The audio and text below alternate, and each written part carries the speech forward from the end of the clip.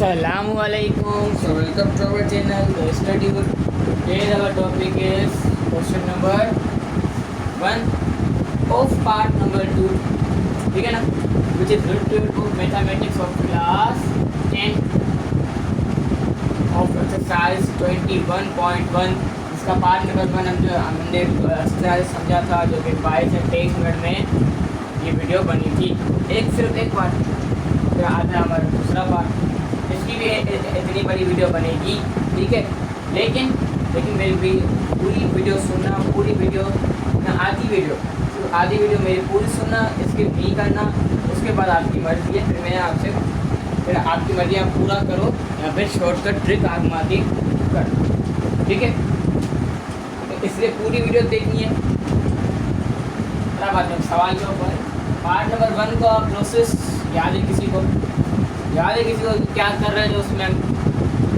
चलो, क्या कर रहे थे कि नीचे वाली वैल्यूज को छेड़ रहे थे। इस नीचे को डिनोमिनेटर को छेड़ रहे थे। डिनोमिनेटर को छेड़ना ही नहीं है, हाथ भी नहीं लगाना इसको, ऊपर वाली वैल्यू को। लेकिन नीचे वाली वैल्यू को यहाँ रखो, वहाँ रखो, ऊपर रखो, नीचे रखो, यहाँ ब्रेकिंग करो, कॉमन निकालो, ब्रैकेट्स फाइंड करो, तुम्हारी मर्जी है यार, ठीक है। वो नीचे वाली वैल्यूज़ को छेड़ सकते हो, लेकिन ऊपर वाली वैल्यू नहीं छेड़ सकते, क्योंकि केस नंबर 1 क्या है हमारे पास कि भाई denominator consist non repeated linear fraction.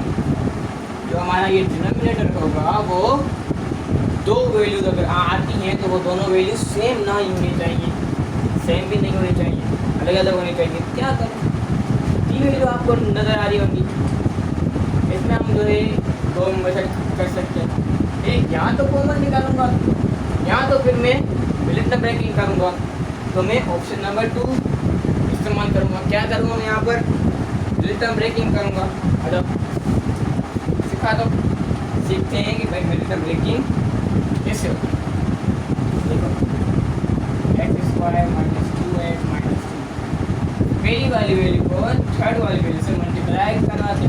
3 × 1 = 3, जो आंसर आता है उसकी एलसीएम है यहाँ पर 3। तो मैं क्या करूँ, क्या यहाँ पर 3 × 3, तो फिर क्या आया?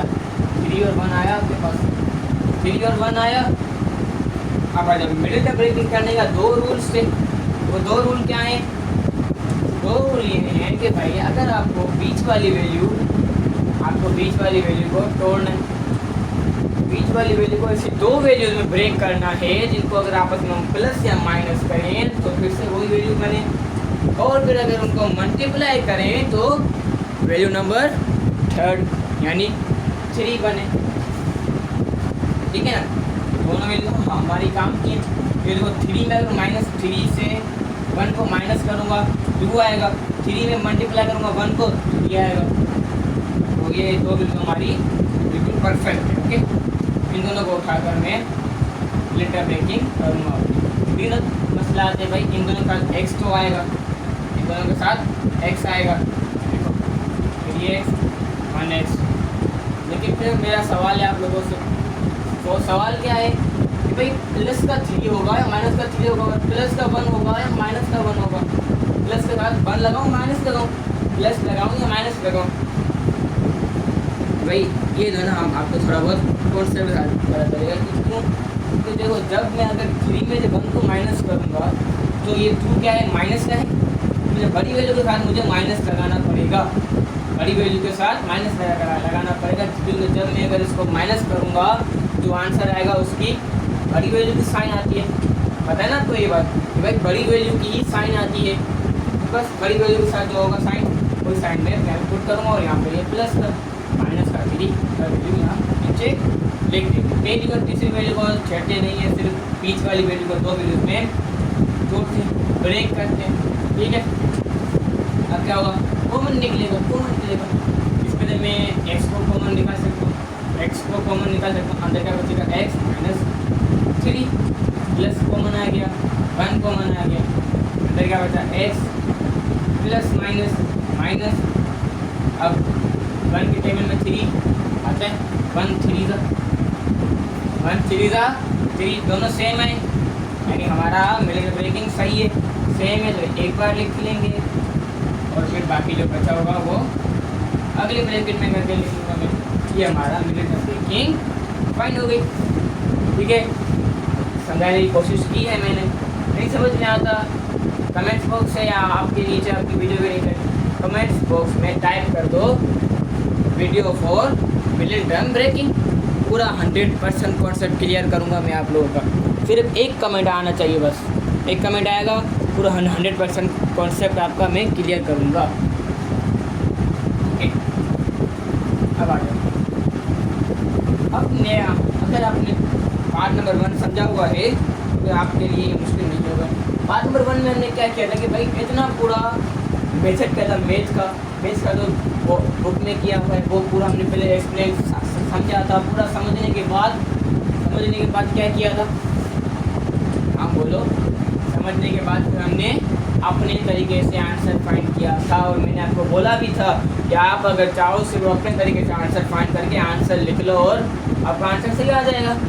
लेकिन भाई बोर्ड के एग्जाम जो देने, बोर्ड में क्या होता है, मैथ में ज़्यादा मार्क्स कैसे मिलते हैं बोर्ड में?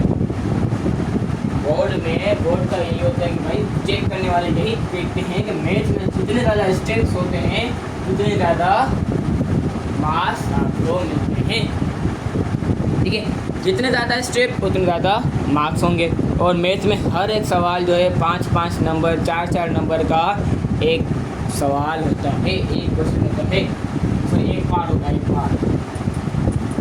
ठीक है, तो पहले फाइंड करते हैं अपने बेसिक डॉट कैसे। ठीक है ना, बेसिक डॉट कैसे, यानी मैंने कैसे फाइंड करूँगा, क्या कहना चाहते हो आप? मैं ही कहना चाहता हूँ कि भाई पहले मैं आपको जो है सॉल्व करके दिखाऊंगा 2 सेकंड में, उसके बाद मैं आपको 2 मिनट में, फिर उसके बाद मैं सॉल्व करके दिखाऊंगा 10 मिनट में। फिर दोनों 2 ऑप्शन है आपके पास, जो आप चूज़ करो। ठीक है, यहाँ पे ये 4x-4 अपॉन इसकी जगह पर हम लिखूँगा मैं x-3 और x+1। अब मैं इसमें से दो नीचे कि कितने ब्रैकेट हैं, 2 ब्रैकेट हैं, तो A1 और A2 ही आएगा। अगर 3 ब्रैकेट होते तो A3 भी आता, लेकिन 2 ब्रैकेट में सिर्फ A1 और A2 ही आएगा। ओके, आगे ऐसे क्वेश्चन आएंगे जहाँ पे हम A4 तक लेके जाएंगे इसको, A4 तक, वो मज़ा आएगा उसमें बहुत ज़्यादा। ठीक है, x-3 और यहाँ पर प्लस x+1 अब आ जाओ सोल्व करते हैं अपने ट्रिक से सोल्व करेंगे। ठीक है, अब मैं क्या करता हूँ, मुझे फाइंड करना है A1 की वैल्यू है मेरे पास यहाँ पर x-3। अगर मैं कहूँ यार फॉर एग्जाम्पल कि मुझे जो है यहाँ पर पहले x1 लिखूँ, यहाँ पर पहले प्लस वाली वैल्यू लिखूँ, फिर बाद में माइनस वाली वैल्यू लिखूँ, यही तो है ट्रिक। ये ट्रिक नंबर 1 थी जो मैंने अभी आपको बताई है कि भाई हमेशा पहले पॉजिटिव लिखना, इसके बाद नेगेटिव लिखना। ठीक है, पहले पॉजिटिव नंबर आना चाहिए अपनी ज़िंदगी में, पहले पॉजिटिव को जगह दो आगे, फिर नेगेटिव को आने दो। ठीक है, पहले पॉजिटिव। A1 फाइंड करो। पहले A1 फाइंड करने के लिए क्या होगा, क्या करना पड़ेगा, मुझे A2 को मारना पड़ेगा, वेर देना पड़ेगा। अब मैं उसको मारूंगा कैसे, देखो 4x-4 अपॉन, यहाँ पर मुझे ये ना A2, यहाँ पर इस A2 को मुझे ख़त्म करने के लिए क्या करना पड़ेगा, x की जगह पर +3 रखना पड़ेगा। देखो +3 -3 जब जाएगा आपस में, फिर मैं यहाँ पर क्या लिखूँगा भाई, पुट x = +3 एंड इक्वेशन तो यही नहीं, मैं इतना क्योंकि अभी हमने इक्वेशन नहीं बनाई है। ओके, यहाँ पर मैं क्या लिखूँगा +3 और नीचे ये +3 -3 कट गया, ये +3 और प्लस का 1, प्लस माइनस माइनस होगा, 4 में से बन गए 1 बचा, लेकिन माइनस रखेंगे बड़ी वैल्यू माइनस की, अभी वैल्यू माइनस की थी, प्लस प्लस 4 में 1 प्लस करो, 4 4 1 था 4, लेकिन माइनस का 4 4 1 था 4 4 1 था 4 भाई a1 is equal to -1। a1 क्या फाइंड हुआ? a1 फाइंड हुआ हमारे पास यहाँ पर -1, ठीक है। a1 क्या फाइंड हुआ है हमारे पास? -1 फाइंड हुआ, ठीक है, सही है, कोई मसला नहीं, सही है सही है सही है। अब a2 की बारी, अब मैं लिखूँगा 4x इक्वल टू, अब मुझे a2 मालूम करने के लिए a1 को मानना पड़ेगा, a2 मालूम करने के लिए a2 को फेर देना पड़ेगा। a2 को मानने के लिए क्या करना पड़ेगा? तो यहाँ +1 है, अगर मैं -1 रखूँगा तो फिर a2 भी हमारे रास्ते से कट जाएगा, -1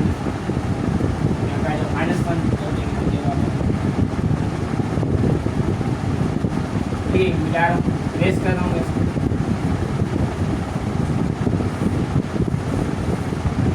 आ गया -1, ठीक है, और 3, ठीक है, समझ गए। ऊपर वाली वैल्यू मैंने उतार दी, ये वाली वैल्यू उतारी, लेकिन यहाँ पर जब मैंने -1 रखा तो -1 + 1 से कट गया, तो मैं नीचे नहीं उतारूँगी, ठीक है।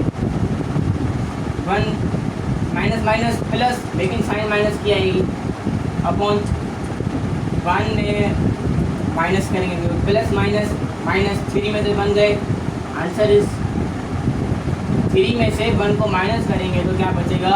1 बचेगा, लेकिन प्लस का 1, 5 4 ज़ा 20, लेकिन माइनस का अगेन माइनस का, क्योंकि 4 5 ज़ा 20, यहाँ पे 5 माइनस का था, 2 कौन सा 2 10 ज़ा 20। a2 क्या फाइंड हुआ? माइनस का 10, और a1 क्या फाइंड हुआ? a1 फाइंड हुआ था, माइनस का 1 फाइंड हुआ था, ठीक है ना। ये था एसी का, ठीक है ना।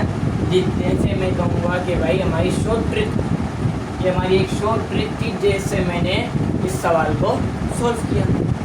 अब आता है हमारा लॉन्ग मेथड, जो लॉन्ग होगा, ठीक है ना। अभी जो मैंने आंसर फाइंड किया उसको मैं थोड़ा साइड करके रख दूँगा, उसको मैं थोड़ा साइड करके रखूँगा संभाल कर, फिर जो है अगला फाइंड करूँगा, ठीक है।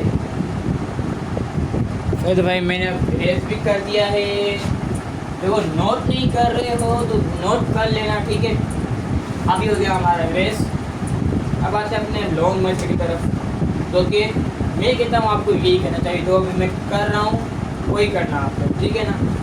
वो मेथड अच्छा है, ये मेथड करने के बाद वो मेथड भी कर लेना, फिर समझ में आना चाहिए, ठीक है। जो हमने अभी फाइंड किया था वो हमने कोने में करके लिख दिया है। अब हम अपना अगला फाइंड करना शुरू करेंगे, ओके। शुरू करते हैं अपने सवाल, ओके। 4x - 4 ये ऐसे ही नीचे आ जाएगा, x - 3 x + 1 इक्वल टू, इन दोनों की एलसीएम होगी, एलसीएम में दोनों आ जाएंगे नीचे, x - 3 मल्टीप्लाई हो करेगा, ठीक है। तो यहाँ पे क्या होगा? क्रॉस मल्टीप्लिकेशन होगी, a1 को मल्टीप्लाई होगा, इसके साथ x - 3 के साथ, और a2 मल्टीप्लाई होगा x + 1 के साथ,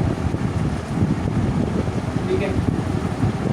ये हमारी बन गई इक्वेशन नंबर 1।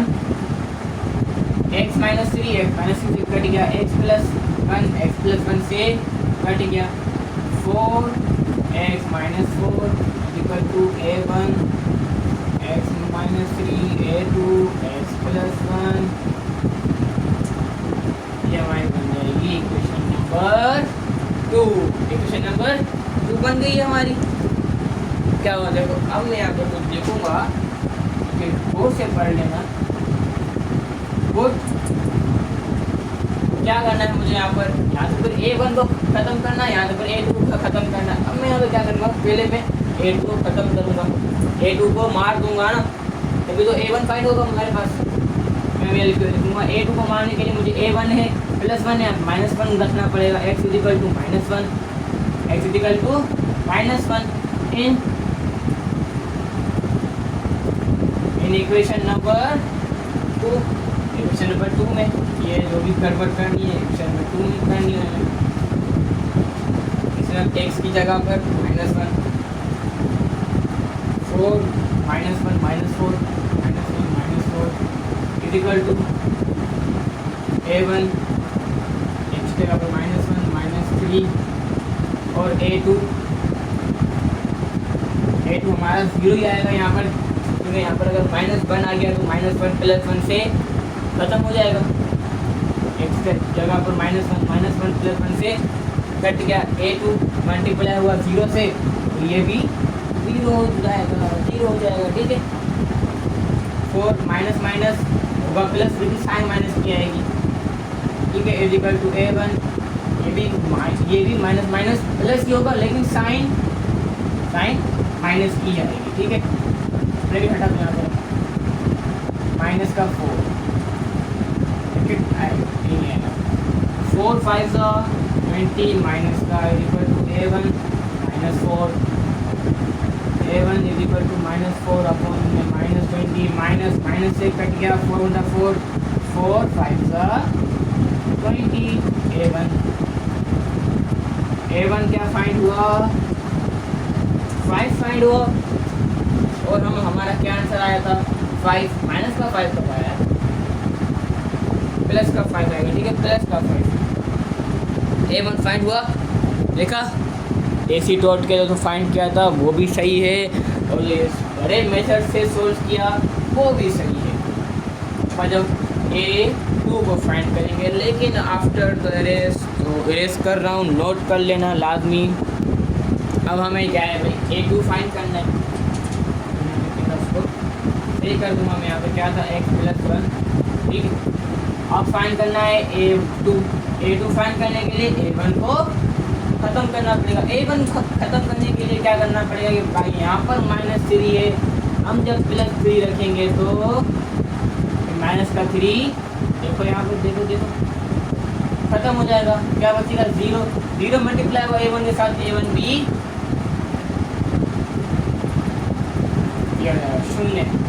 0 हो जाएगा, ठीक है भाई। 4 अपॉन x की जगह पर +3, यहाँ पर -4 और इक्वल टू 0, a2 x की जगह पर +3 और +1, easy, very simple.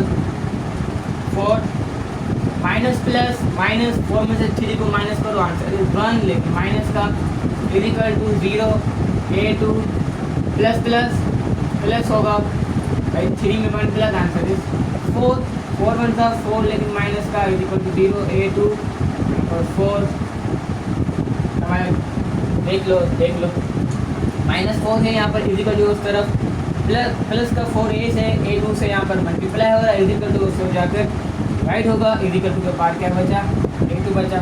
4 × 4 4 1 4 -1 equal to a2, इसको हम करके लिख लेंगे, a2 equal to -1, a2 equal to -1। यार देखा, जो हमने ट्रिक से सॉल्व किया था, जो कि हमने 2 या 3 मिनट में सॉल्व किया था, उसका आंसर भी सही है। और जो हमने इतना लेंदी करके किया है, इस लेंदी को मैंने आपको शॉर्ट करके बताया है, तो लेंदी है, इसको मैंने बिल्कुल शॉर्ट करके आपको बताया ताकि इतनी मुश्किल ना हो। बोर्ड में मेरी तो यही सलाह है कि भाई यही स्टेप करना, ये स्टेप करोगे तो समझ में भी आएगा। और ये अपनी वीडियो ला के अपने दोस्तों में शेयर करना, ताकि वो भी इस वीडियो से फ़ायदा उठा सकते हैं। एंड थैंक्स फॉर वॉचिंग, अल्लाह हाफिज़।